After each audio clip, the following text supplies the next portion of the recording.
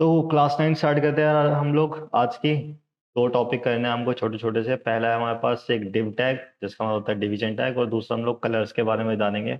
Already बहुत कुछ हमको आता है कलर्स के बारे में, ज़्यादा कुछ है भी नहीं उसमें, एक छोटी सी चीज़ रहती है, उसके बारे में सीख लेंगे कि वो क्या है। ठीक है। उससे पहले आते हैं हम लोग CSS के डिव टैग के ऊपर आ जाते हैं। एक्चुअली CSS का नहीं है डिव टैग। डिव टैग जो है वो है HTML का। बट हम लोग CSS सेक्शन में उसको इसलिए सीख रहे हैं, मैं बताता हूँ क्यों। ठीक है। तो हम लोगों ने अभी तक क्या सीखा कि यार क्लासेस का यूज करके और आईडी का यूज करके हम लोग किस तरीके से स्टाइलिंग अप्लाई कर सकते हैं हमारे HTML के डॉक्यूमेंट के अंदर। ठीक है। अब हम लोग देखेंगे कि यार जब भी हमको एक ग्रुप ऑफ एलिमेंट्स को सिलेक्ट करना है, ठीक है, जब भी हमको एक ग्रुप ऑफ एलिमेंट्स को सिलेक्ट करना है, उसके लिए या तो हम लोग क्लासेस का यूज कर सकते हैं या फिर हम लोग किसका यूज कर सकते हैं, div का यूज कर सकते हैं। तो जो तुम्हारी डिव टैग होती है वो होती है शॉर्ट फॉर डिवीजन होती है, और ये चीज़ हम लोग example.com में देख चुके हैं। अगर मैं यहाँ से जाऊँ एग्जाम्पल डोमेन पे और व्यू पेज सोर्स, तो यहाँ पर देख चुके हो कि यहाँ पर एक डिव टैग यहाँ पे स्टाइल कर रखा है, और यहाँ पे डिव टैग हम लोगों ने, सॉरी हम लोगों ने नहीं, example.com पे यूज़ किया हुआ है। ठीक है। तो हम लोगों ने ये वाली दोनों चीज़ देखी है, यही हम लोग करने वाले हैं। हमारे पास एक बिल्कुल ब्लैंक डॉक्यूमेंट पड़ा हुआ है, कोड में मेरे पास स्टार्टिंग की बॉयलर प्लेट है बस। ठीक है। और इसके साथ मैंने style dot C H S को कनेक्ट कर रखा है।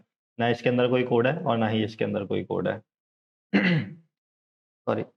वापस यहाँ पे चलते हैं और ये देख लेते हैं कि डिव टैग करता है। डिव टैग एक्चुअली कुछ नहीं करता, जैसे हमने स्पैन टैग में देखा था। जैसे स्पैन टैग क्या कर रहा था, एलिमेंट को दूसरे एलिमेंट से अलग कर रहा था, सेम चीज डिव भी क्या करती है, वो काम करता है ग्रुपिंग का। ठीक है। तो हम लोग डिव टैग को यूज कैसे कर सकते हैं, कोई भी क्लास या आईडी देके। तो मैं यहाँ से जाता हूँ और एक डिव टैग क्रिएट कर लेता हूँ। अब डिव टैग के अंदर मैं चाहता हूँ कि मेरे को कुछ एलिमेंट्स को ग्रुप करना है, या मैं एक काम करता हूँ यहाँ से जाके ना एक H1 बना लेते हैं, जिसको हम बोल लेते हैं लर्न CSS। ठीक। इसमें आ गया हमारे पास एक H2, जिसमें मैं बोलता हूँ div टैग, और हमारे पास एक और आ गया H2, जिसको मैं बोल देता हूँ कलर्स। ठीक। सही लगेगा देखने में। आफ्टर दैट मेरे को बस कुछ पैराग्राफ्स वगैरह चाहिए। ठीक है। इसी को कॉपी करके पेस्ट कर लेते हैं, क्योंकि थोड़ा सा बड़ा पैराग्राफ चाहिए हमको। ठीक है। Ctrl+C Ctrl+V, और सेम यहाँ पर भी Ctrl+C। ठीक। हम लोगों ने यहाँ पे फिलहाल क्या करा है, एक H1 टैग हम लोगों ने यहाँ पे लगाया, जिसका नाम है लर्न CSS के नाम से मैंने कुछ भी एक H1 दे दिया है। हमारे पास दो H2 टैग हैं यहाँ पे, div टैग और कलर्स टैग। ठीक है। और इसके बीच में हमारे पास दो दो पैराग्राफ दोनों ही चीज़ों के पास है। अब मैं क्या चाहता हूँ कि यार मेरी जो वेबसाइट है उसमें मैं तीन सेक्शन बना दूँ, कि ये वाला H1 और ये वाले दो पैराग्राफ एक सेक्शन में रहे, और ये वाला H2, सॉरी H1 नहीं H2, और ये वाला H2 और ये वाले दोनों पैराग्राफ एक जगह पर रहे। तो मैं क्या करूँगा यार, इसको ना मैं एक सेकेंड, हाँ ठीक, मैं इसको एक div टैग के अंदर एंक्लोज कर देता हूँ। तो यहाँ H1 के बाद जाके मैं इसको बोलूंगा div। ठीक है। और ये जो मेरा लास्ट, जो मेरा एंडिंग टैग है, क्लोजिंग टैग जो है, इसको मैं सेकंड पैराग्राफ के बाद जाके कर दूंगा पेस्ट। सेम चीज यहाँ पर भी मैं एक div टैग क्रिएट कर देता हूँ। ठीक। Ctrl+X, और इधर ले आके मैं इसको पेस्ट कर देता हूँ। यहाँ पे चल के देखते हैं, कोई डिफरेंस नहीं है, जैसा हमारा पहले पेज था एज इट इज हमारे पास अभी भी है। अगर हम लोग इसको HTML में सीखते तो तुम लोगों को डिफरेंस पता नहीं चल पाता है कि यार डिव टैग का मतलब क्या, यूज क्या होता है। अब हम देखते हैं कि हम डिव टैग को यूज किस तरीके से कर सकते हैं। ठीक है। तो हमारे पास डिव टैग आ चुका है, इसको मैं क्या करता हूँ, मैं इसको क्लास या आईडी कुछ भी दे सकता हूँ। जनरली हम लोग CSS में ज्यादातर काम क्लासेस से करते हैं। ठीक है। तो मैं इसको क्या करूंगा, एक क्लास दूंगा, और क्लास को मैं एक नेम दे देता हूँ, जैसे कि रेड टेक्स्ट के नाम से। ठीक है, रेड टेक्स्ट के नाम से। एक चीज को ध्यान रखना कि जब भी हम लोग प्रोग्रामिंग लैंग्वेजेस वगैरह में काम करते हैं और वहां पे हमको दो वर्ड अलग से सेपरेट करने होते हैं, इधर चलता हूँ मैं। ठीक है। और जैसे मेरे को यहाँ पे लिखना है रेड टेक्स्ट, तो मैं पहली बात तो मैं यहाँ पे स्पेस डाल के नहीं लिख सकता। सेम चीज जब मैं यहाँ पे क्लास दे रहा हूँ तो मैं यहाँ पे स्पेस डाल के नहीं लिख सकता। अगर मैं ये करूंगा तो रेड अलग क्लास बन जाएगी, ठीक है, और टेक्स्ट अलग क्लास बन जाएगी, दोनों एक साथ वर्क नहीं करेंगे। और यही चीज मैं, हम लोग प्रोग्रामिंग लैंग्वेजेस में क्या करते हैं, दो वर्ड्स को कनेक्ट करने के लिए हम लोग अंडरस्कोर का यूज करते हैं साथ में। ठीक है। बट HTML और CSS हमको ये थोड़ी सी फ्रीडम दे देता है कि हम लोग डैश का यूज़ कर सकते हैं, ठीक है? मैंने यहाँ पर दिखा रखा तुम लोगों को। कहाँ गया? ये रहा। हम लोग हाइफ़न का यूज़ कर सकते हैं इस तरीके से यहाँ पे बीच में, और हमारा काम हो जाएगा। इसके अलावा कैमल केस टेक्स्ट भी यूज़ कर सकते हैं, इसको कैमल केस बोलते हैं। कैमल केस लेटर्स वगैरह के बारे में अगर तुमको पता हो तो, अगर मैं यहाँ पे कैमल केस लिखूँ तो, ठीक है? और इधर देख लेते हैं, गायब हो जाता है, मेरे को नहीं पता क्यों, ठीक है? तो इस चीज़ को कैमल केस बोला जाता है। ये जो चीज़ होती है हमारे पास, ज़ूम करके दिखाता हूँ, ये, ठीक है? इसको कैमल केस बोला जाता है। इसको कैमल केस में क्या होता है, हमारा जो लेटर, हम लोग जो वर्ड लिखना स्टार्ट करते हैं, वो स्मॉल लेटर से स्टार्ट होता है। हमारा पहला वाला पूरा का पूरा वर्ड स्मॉल लेटर्स में आता है। इसके बाद जो हमारे पास सेकंड वर्ड है, वो वहीं से स्टार्ट होता है, बिना किसी स्पेस के, बिना किसी हाइफ़न के, बिना किसी अंडरस्कोर के। बट जो पहला लेटर होता है हमारे सेकंड वर्ड का, वो होता है कैपिटल में, ठीक है? तो जैसे मेरे को कैमल केस ही लिखना था, तो मैंने कैमल में क्या करा है, पूरा का पूरा हमारा जो फर्स्ट वर्ड है, स्मॉल लेटर्स में, और जो सेकंड वर्ड है, उसकी जो स्टार्टिंग है, वो मेरी सिर्फ कैपिटल में होगी, उसके बाद पूरा का पूरा स्मॉल में। तो ये वाली प्रैक्टिस तुमको सबसे ज़्यादा देखने को मिलेगी इस तरीके से लिखने को। तो मैं इसको यहाँ से हटा देता हूँ। अगर तुम लोगों को कैमल केस का यूज़ नहीं करना है, तो यहाँ पे हाइफ़न का भी यूज़ कर सकते हो और अंडरस्कोर का भी यूज़ कर सकते हो। मैं फ़िलहाल यहाँ पे कैमल केस का यूज़ करूँगा। तुम लोग भी इसी का यूज़ करो तो थोड़ा ज़्यादा अच्छा रहेगा। प्रोग्रामिंग के लिए अभी से प्रैक्टिस हो जाएगी, वहाँ पर ना तुम्हारे ये जो हाइफ़न वगैरह हैं, वो वर्क नहीं करते। तो मैंने इसको नाम दे दिया रेड टेक्स्ट के नाम से, ठीक है? तो यहाँ पे हो गया। मैं इधर चलता हूँ हमारी style.css में। मैंने बताया था कंट्रोल टैब का यूज़ करके तुम लोग फाइल स्विच कर सकते हो। इंडेक्स एचटीएमएल फाइल से मैं style.css फाइल में आ गया हूँ। डॉट लगाऊंगा और यहाँ पे मैं लिखूंगा रेड टेक्स्ट, तो मेरी क्लास सिलेक्ट हो जाएगी, कर्ली ब्रेसेस। कर्ली ब्रेसेस के अंदर अब मैं यहाँ पे इसको स्टाइल करना स्टार्ट करता हूँ कि जो भी इसका कलर है वो कर दो रेड। तो यहाँ पर क्या होगा, हमारे पास जो हमने अभी अभी डिव बनाई थी, उस डिव के अंदर कौन कौन सी चीज़ थी, जो हमारे रेड टेक्स्ट के नाम से डिव है, उसके अंदर है एक h2, उसके अंदर है एक p टैग, और उसके अंदर है एक और दूसरा p टैग। उसके बाद जो हमारी फर्स्ट वाली डिव है वो हो चुकी है खत्म। तो फर्स्ट h2, पहला p टैग और दूसरा p टैग, ये सारी की सारी चीज़ों को उसने क्या करा है, उसने कलर एक हमारा प्रोवाइड करा दिया है, सबको क्या कर दिया, रेड कलर में कन्वर्ट कर दिया है। नेक्स्ट चीज़ मैं इसको क्या बोल सकता हूँ कि यार अब इसको एक बैकग्राउंड कलर दे दो, येलो। तो उसने क्या करा, यहाँ से तुम लोगों को एक्चुअली पता चलेगा कि हमने जो पूरी डिव टैग दी थी, वो स्पेस कितना ऑक्यूपाई कर रहे हैं हमारे वेब पेज के ऊपर। तो ये जितना भी तुम पीला वाला पोर्शन देख रहे हो, ठीक है? अब जैसे CSS में हमारे पास डिबगिंग के लिए टूल्स वगैरह थोड़े से कम ही होते हैं, तो उसमें हम लोग इस तरीके से बैकग्राउंड कलर वगैरह दे के काफ़ी बार डिबग करने की कोशिश करते हैं कि यार कोई एलिमेंट जब हमको देखना है कि वो कितना स्पेस ऑक्यूपाई कर रहा है हमारे वेब पेज के ऊपर, तो हम लोग उसको एक बैकग्राउंड कलर दे देते हैं और उससे हमको पता चल जाता है कि यार ये एक्चुअली कितना स्पेस ऑक्यूपाई कर रहा है। तो ये जितना भी हमारे पास ये येलो कलर का बैकग्राउंड तुमको यहाँ पे दिख रहा है, वो पूरा का पूरा क्या है, पूरा का पूरा हमारा डिव टैग है। नेक्स्ट चीज, मैं यहाँ जाता हूँ और इस वाली डिव को भी मैं एक क्या देता हूँ, एक क्लास दे देता हूँ, और मैं इसको बोल देता हूँ ब्लू टेक्स्ट, ठीक है?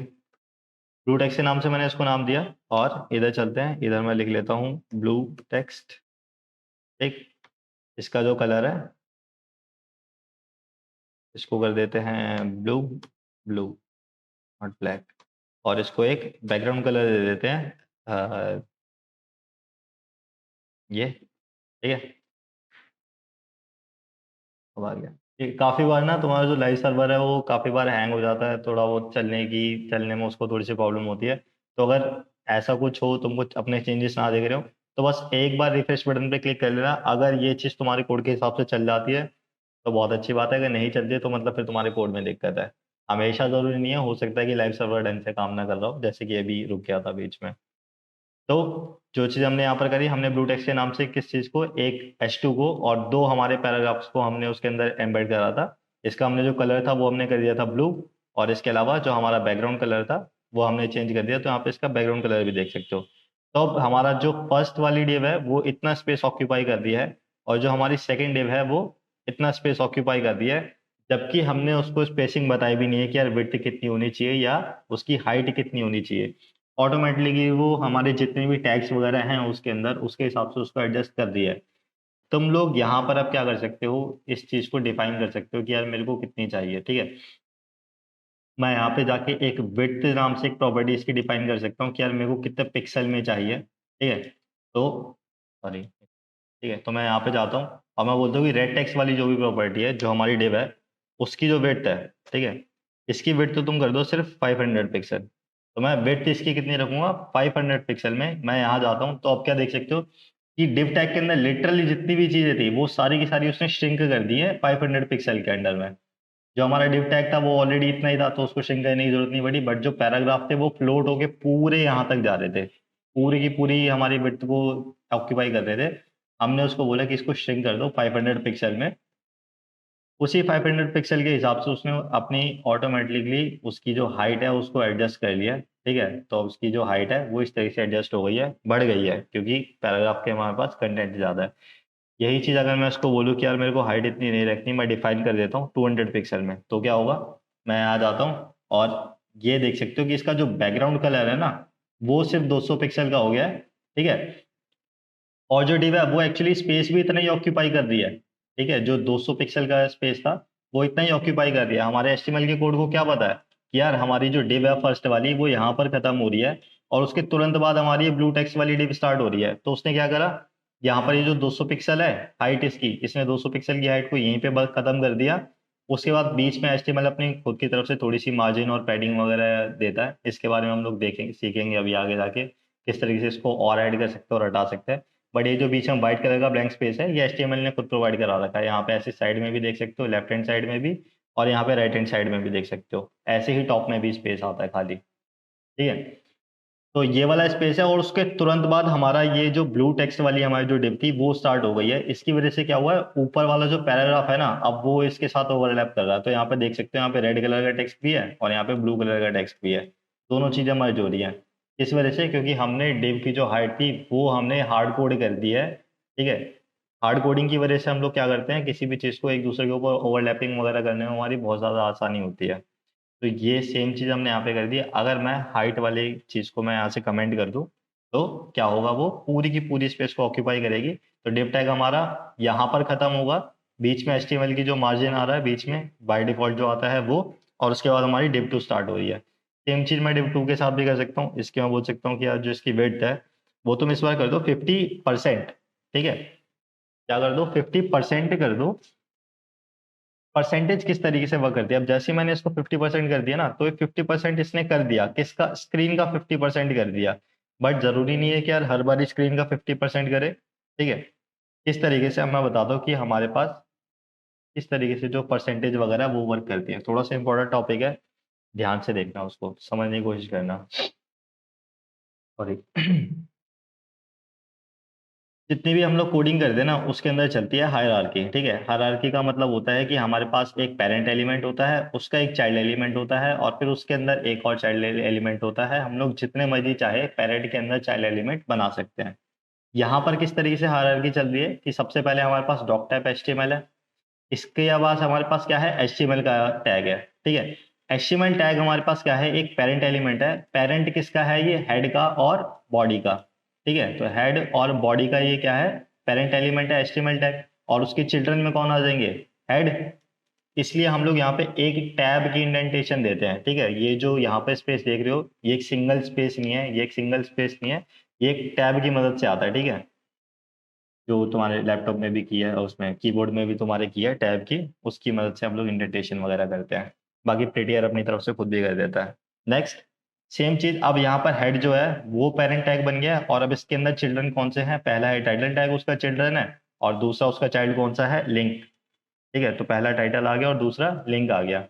अब हमारे पास हेड टैग के अंदर तो हमको बहुत ज्यादा ये सारी चीजों को देखना नहीं पड़ता है।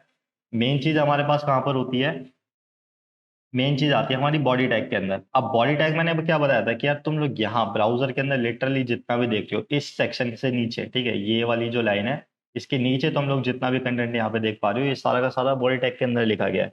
यानी कि जो पूरी की पूरी विड्थ ये तुम देख पा रहे हो हमारी स्क्रीन की, ये पूरी की पूरी विड्थ क्या है, बॉडी की विड्थ है। ठीक है, अब इसके पेरेंट, इसके जो चाइल्ड आएंगे वो कौन से आएंगे, पहला H1 आ जाएगा और दूसरा ये वाला डिव आ जाएगा।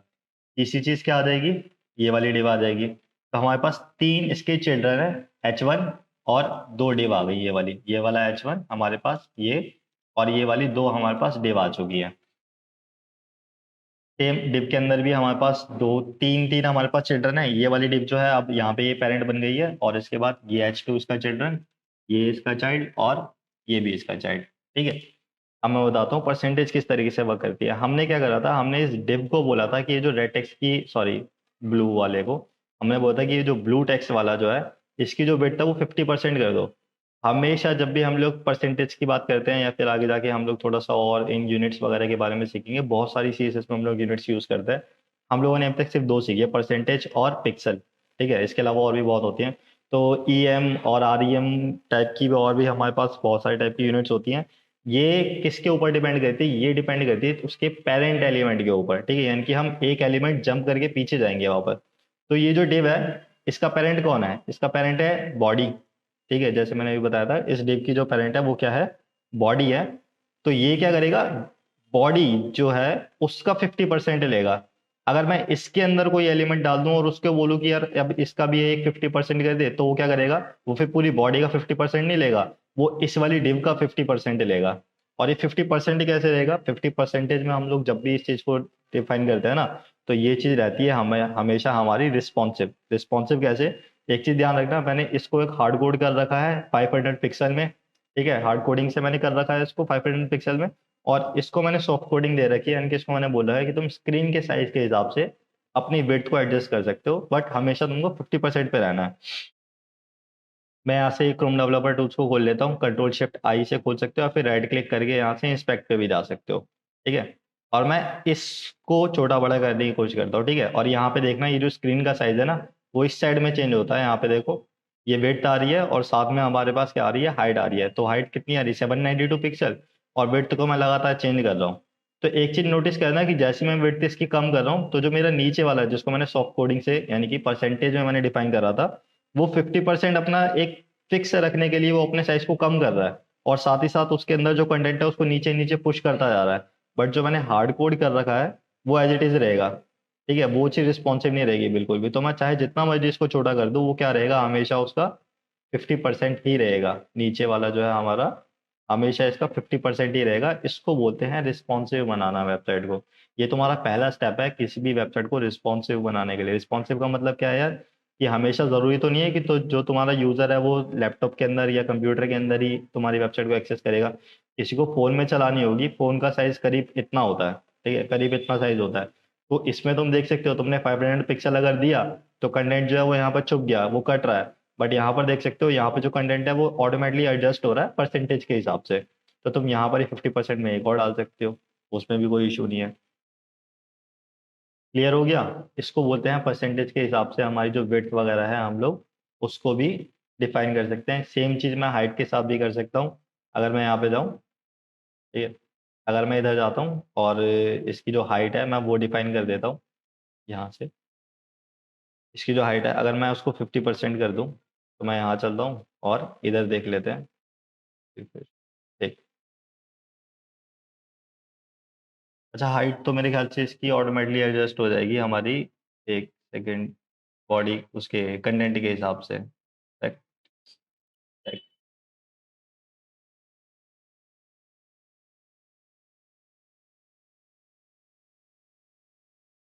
बॉडी,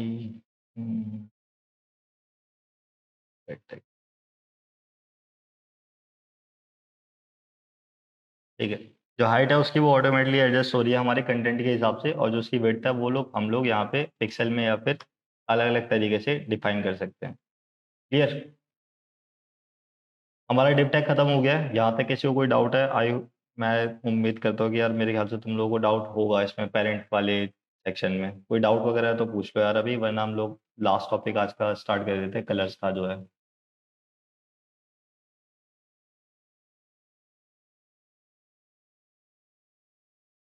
ठीक, सेकेंड टॉपिक स्टार्ट कर लेते हैं हमारी आज की क्लास का, कलर से। कुछ खास नहीं है, हम लोगों ने यहाँ पे देखा था कि कलर्स वगैरह हम लोग कैसे डिफाइन कर सकते हैं। जैसे कि मैंने यहाँ पे कलर लिखा, मैं यहाँ पे रेड लिख लेता हूँ, मैंने यहाँ पे कलर लिखा, मैं यहाँ पे ब्लू लिख लेता हूँ। मेरे को कलर्स और चाहिए, मैं यहाँ से ब्लू हटा के यहाँ पे कंट्रोल स्पेस का यूज़ करूंगा इस चीज़ के लिए, सजेशंस के लिए। और मैं यहाँ पे जाके कोई भी कलर सेलेक्ट कर सकता हूँ। और बहुत सारी वैरायटी है, लिटरली कलर की बहुत सारी वैरायटी है हमारे पास यहाँ पे। तो मैं कोई भी कलर यहाँ से जाके सिलेक्ट कर सकता हूँ। बट ज़्यादातर टाइम क्या होता है कि हम लोग चाहते हैं कि हमारा जो कलर है वो इस तरीके से एक प्रॉपर ब्लू कलर ही ना हो, ब्लू की कोई डिफरेंट शेड हो।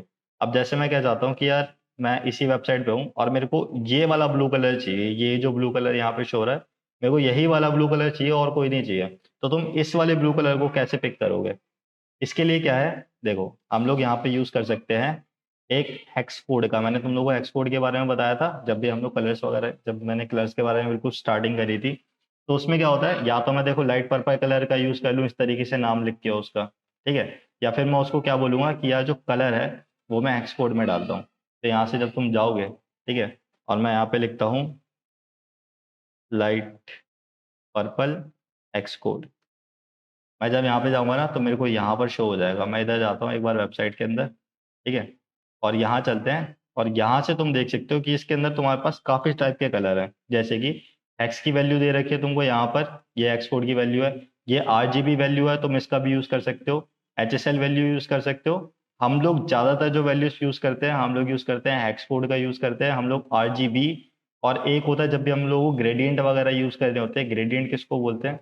जैसे अगर मैं यहाँ पे जाता हूँ और यहाँ से मैं ग्रेडियंट्स ये रहे, इसको बोलते हैं ग्रेडियंट। जब भी दो या दो से ज़्यादा कलर्स मिक्स होके कोई अलग ही टाइप का तुम्हारा कॉम्बिनेशन आता है, जैसे इसमें तुम देख सकते हो यहाँ पे ब्लू टाइप का कलर है, यहाँ पे तुम्हारा व्हाइट टाइप का कलर है। इसको बोलते हैं ग्रेडियंट वगैरह यूज़ करना। तो जब ग्रेडियंट का हमको यूज़ करना होता है तब हम लोग RGBA का यूज़ करते हैं, और जब हम लोग को एक सिंगल कलर का यूज़ करना होता है तब हम लोग RGB या फिर हेक्स कलर का यूज़ करते हैं। तो मैं अगर यहाँ से इस कोड को कॉपी करूँगा, Ctrl+C से मैंने करा कॉपी, यहाँ जाता हूँ और इसको मैं बोलता हूँ कि यार तू ब्लू से हट के Ctrl+V कर देता हूँ मैं यहाँ पे। VS कोड स्मार्ट है, ऑटोमेटिकली उसने यहाँ से क्या कर दिया, कलर को पिक कर लिया। यहाँ पर तुम देख भी सकते हो जो कलर है, यहाँ से चेंज भी कर सकते हो, बट मेरे को ऑलरेडी वही वाला कलर मिल चुका है जो कि मेरे को चाहिए। तो मैंने बोला कोड यहाँ पे पेस्ट करा। मैं यहाँ पे जाता हूँ और एक बार आउटपुट चेक कर लेता हूँ। तो यहाँ पर तुम देख सकते हो, एक सेकेंड, इसका जो बैकग्राउंड कलर है ना इसको ब्लैक कर दो ताकि क्लियर दिखाई दे, ठीक है। अब यहाँ पर तुम लोग देख सकते हो कि किस तरीके से मैंने जो कलर था वो हेक्स कोड की तरफ से क्या कर दिया है, चेंज कर दिया है।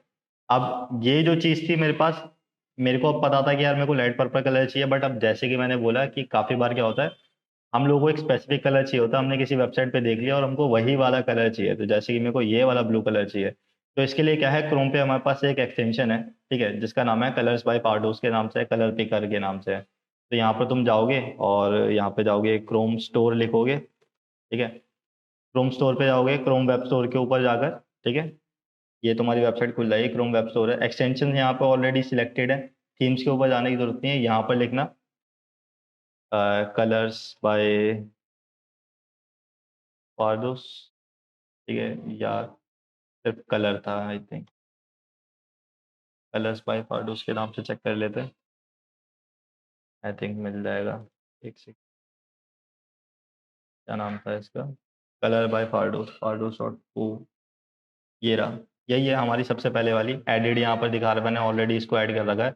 इसके ऊपर क्लिक करोगे, यहाँ से जाओगे, मेरे पे यहाँ पे रिमूव फ्रॉम क्रोम का ऑप्शन आ रहा है क्योंकि मैंने ऑलरेडी यहाँ पे ऐड कर रखा है इसको।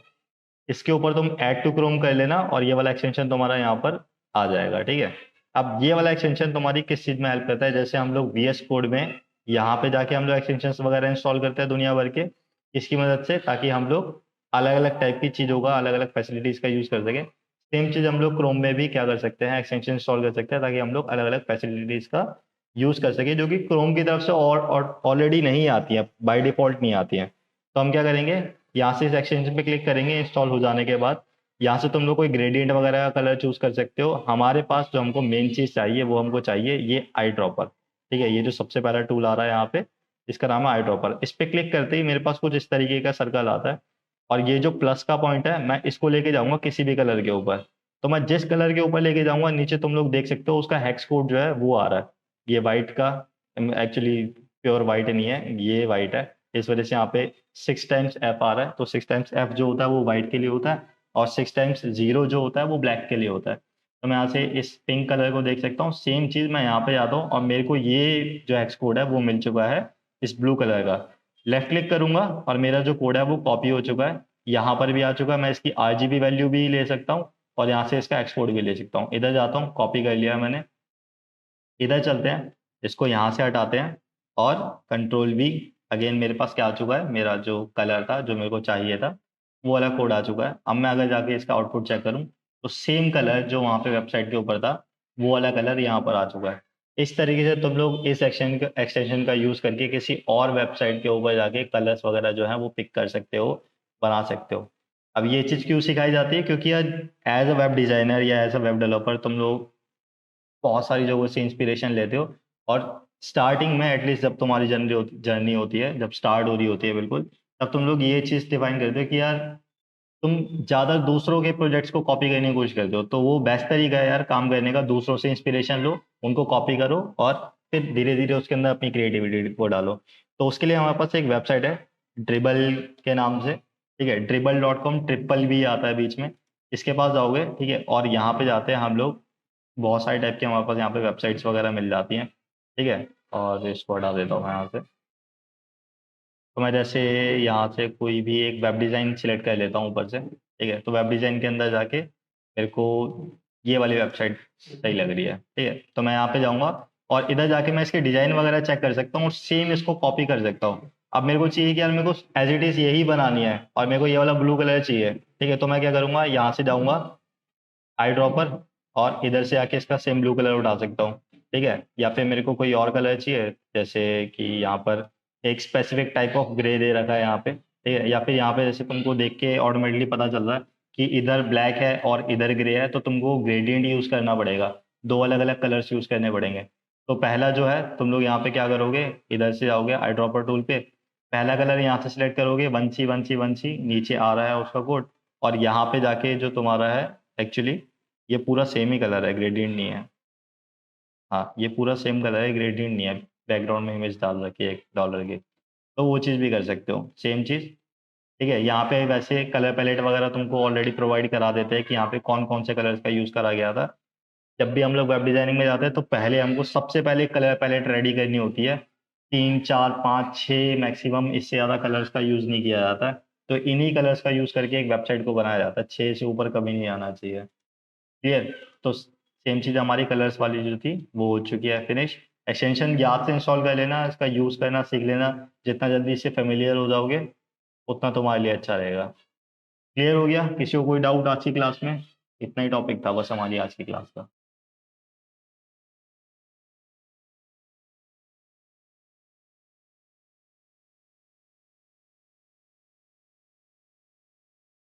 नोट्स दे देना ये वाला, बिल्कुल भाई। जब वीडियो अपलोड हो जाएगी तुम्हारे यूट्यूब के ऊपर तो कमेंट सेक्शन, सॉरी, डिस्क्रिप्शन में तुमको नोट्स वगैरह मिल जाएंगे सारे के सारे। मैंने प्रीवियस नोट्स भी अपलोड कर रखे हैं, ये वाले भी कर दूंगा, कोई दिक्कत नहीं है। कोई डाउट नहीं है, सब क्लियर है। प्रैक्टिस करना है इसकी भर भर के, कुछ प्रोजेक्ट वगैरह बनाने की कोशिश करना छोटे मोटे से। सेकंड टैब वाले नोट्स चाहिए, सेकंड टैब वाले नोट्स कौन से हैं? ये सारे के सारे वही नोट्स हैं। मैंने, ये एक्चुअली मेरे अपना खुद का नोशन है, इसका तो लिंक मैं तुमको प्रोवाइड करा भी नहीं सकता, ठीक है। यहाँ पे मैंने अपने नोट्स ये मेरे लिए रखे हुए हैं कि मेरे को कहाँ कहाँ से पढ़ाने हैं, ठीक है।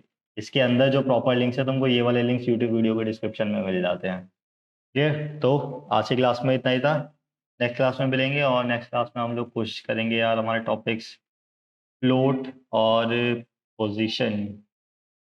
हाँ ठीक है, ये वाले दो टॉपिक हम नेक्स्ट क्लास में कवर कर देंगे, ये भी छोटे छोटे से टॉपिक हैं, फटाफट खत्म हो जाएंगे। केसेस लेआउट भी हो जाएंगे तुम्हारे, फ्लोट एंड क्लियर, और सेकंड टॉपिक जो है तुम्हारा पोजीशन, जी इंडेक्स वगैरह, वो सारी चीज़ें हो जाएंगी।